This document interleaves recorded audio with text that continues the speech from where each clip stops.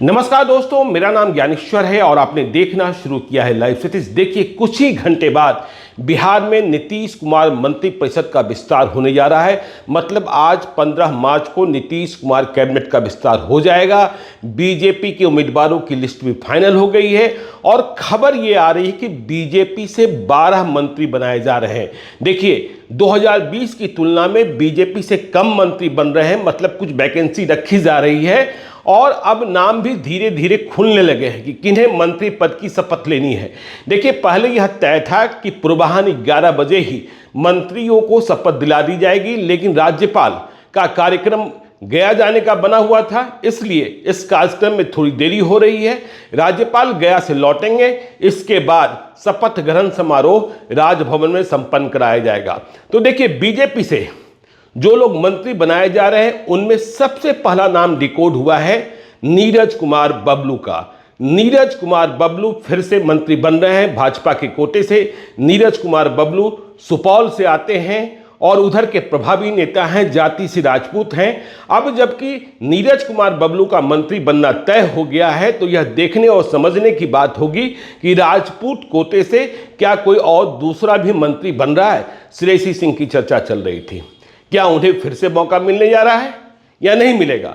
तो नीरज कुमार बबलू का मंत्री बनना तय है। 12 लोग मंत्री बनाए जा रहे हैं। यह बात भी, इस बात को पता किया जा चुका है और आज शाम जब मंत्री परिषद का शपथ ग्रहण समारोह संपन्न हो जाएगा, इसके बाद नीतीश कुमार कैबिनेट की बैठक होगी, क्योंकि इस बात की संभावना प्रबल दिखाई पड़ रही है कि कल 16 मार्च को चुनाव की रणभेरी बज जाएगी। चुनाव आयोग प्रेस कॉन्फ्रेंस का आयोजन करेगा और चुनाव की तारीखों का ऐलान कर देगा।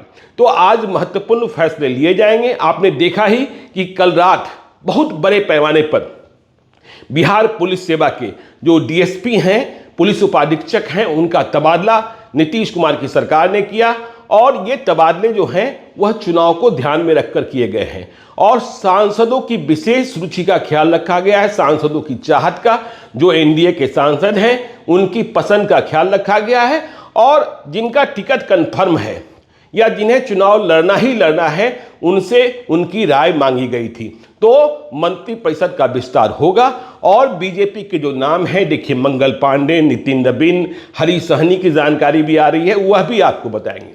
दूसरी महत्वपूर्ण खबर आपको यह हम देते हैं कि ललन सिंह, जेडीयू के एमपी, जेडीयू के एक्स नेशनल प्रेसिडेंट, जिन्हें लेकर कितनी बातें की जा रही थी जब उन्होंने नवंबर के आखिरी महीने में जदयू की राष्ट्रीय अध्यक्ष के पद को छोड़ा था, तो ललन सिंह फिर से फॉर्म में लौट आए हैं और नीतीश कुमार ने उन्हें ताकत दे दी है। देखिए, हम बार बार कहते हैं, बहुत लोगों को विश्वास नहीं होता है, कई तरीके की चर्चाएं शुरू हो जाती है कि नीतीश कुमार और ललन सिंह को अलग दृष्टि से देखना यह राजनीतिक मूर्खता है। तो ललन सिंह की ताकत फिर से बढ़ी हुई है। ललन सिंह लगातार नीतीश कुमार के साथ दिख रहे हैं। कल जब नीतीश कुमार और बाकी अन्य जो विधान पार्षद एनडीए के चुने गए, निर्विरोध चुने गए, उनका जब प्रमाण पत्र प्राप्त करना था तब भी ललन सिंह साथ थे। लेकिन खैर छोड़िए इस बात को। असली बात यह है कि जो भी जेडीयू के भीतर संसद का चुनाव लड़ने को प्रबल दावेदार हैं या उम्मीदवारी जता रहे हैं, या फिर जो निर्वाचित सांसद हैं जो मुख्यमंत्री नीतीश कुमार से संपर्क कर रहे हैं, उन सभी को सलाह दी जा रही है कि जाकर ललन बाबू से मिल लीजिए। तो जो टिकट के दावेदार हैं, जो चुनाव लड़ना चाहते हैं और जो यह समझते हैं कि ये सीट जो है जेडीयू के खाते में है, जेडीयू को 16 सीटें मिली है, वे नीतीश कुमार से संपर्क जरूर कर रहे हैं, लेकिन उन्हें मिलने की सलाह दी जा रही है ललन सिंह से। तो ललन सिंह का दरबार फिर से सजा हुआ है। ललन सिंह के यहाँ दावेदार पहुंच रहे हैं, अपनी दावेदारी बता रहे हैं कि हमारी ताकत क्या है और हम क्यों इस लोकसभा क्षेत्र से अपनी उम्मीदवारी का दावा ठोक रहे हैं।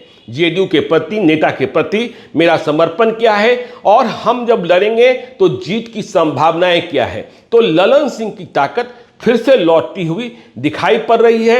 ललन सिंह के दरबार में जो 2024 का चुनाव लड़ना चाहते हैं, उनकी संख्या देखी जा रही है, वे लोग देखे जा रहे हैं, वे चेहरे पहचाने जा रहे हैं। तो ये बात हुई देखिए ललन सिंह को लेकर। अब जो तीसरी बात आपको हम बताने जा रहे हैं वह सच्चिदानंद राय एमएलसी। देखिए पहले तो बीजेपी के एमएलसी थे, लेकिन जब पिछले चुनाव में बीजेपी ने उन्हें बेटिकट किया तो उन्होंने बागी होकर चुनाव लड़ा और बीजेपी को करारी शिकस्त दी। तो देखिए सच्चिदानंद राय एमएलसी को लेकर खबर यह है कि आर ब्लॉक में जहां एमएलसी के क्वार्टर्स हैं, जहां बंगला आवंटित हैं, तो सच्चिदानंद राय के सरकारी आवास से पहले तल्ले पर एक मजदूर की लाश मिली है, लटकती हुई लाश मिली है और ऐसा दिख रहा है कि उसकी हत्या की गई है। पुलिस को भी प्रारंभिक संदेह इसी प्रकार का है क्योंकि दोनों हाथ बंधे हुए थे। तो अब यह मौत कैसे हुई है, हत्या कैसे हुई है, संदिग्ध मौत है, इसकी जांच की जा रही है। लेकिन आपको हम यह भी बता देना चाहते हैं कि इस सरकारी आवास पे सच्चिदानंद राय इन दिनों नहीं रह रहे थे, इसलिए उनकी कोई भूमिका है यह बात हम नहीं कर रहे हैं। अब क्यों नहीं रह रहे थे, तो यह निर्माणाधीन था, यहां कई तरीके के कार्य संपन्न कराए जा रहे थे। तो जो मजदूर है जिसकी पहचान नहीं हुई है, पहचान करने की कोशिश पुलिस कर रही है। पुलिस यह भी पता कर रही है कि काम का ठेका किसे मिला हुआ था और वहां जो काम चल रहा था उसका प्रभार कौन था, मतलब उसका जो ठेकेदार का, जो कॉन्ट्रैक्टर का जो वहां मेन आदमी है वो कौन था। तो सच्चिदानंद राय के सरकारी आवास में मजदूर की लाश मिलने से सनसनी है। देखिए चौथी बात भी हम इस वीडियो में कर लेते हैं।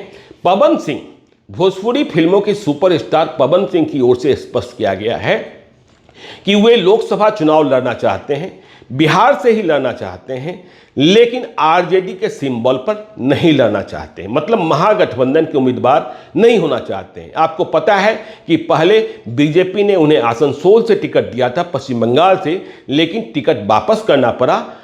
पवन सिंह ने असमर्थता जताई। आसनसोल में यदि पवन सिंह चुनाव लड़ रहे होते तो लड़ाई दो बिहारी शत्रुघ्न सिन्हा बनाम पवन सिंह की होती। तो अब यदि पवन सिंह कह रहे हैं कि हम महागठबंधन से चुनाव नहीं लड़ेंगे, फिर भी चुनाव लड़ेंगे, तो क्या इस बात की संभावना दिख रही है कि बिहार में बीजेपी उम्मीदवारों की लिस्ट जब जारी होगी तो पवन सिंह का नाम उनमें होगा? तो पवन सिंह लड़ेंगे कहां से? आरा से?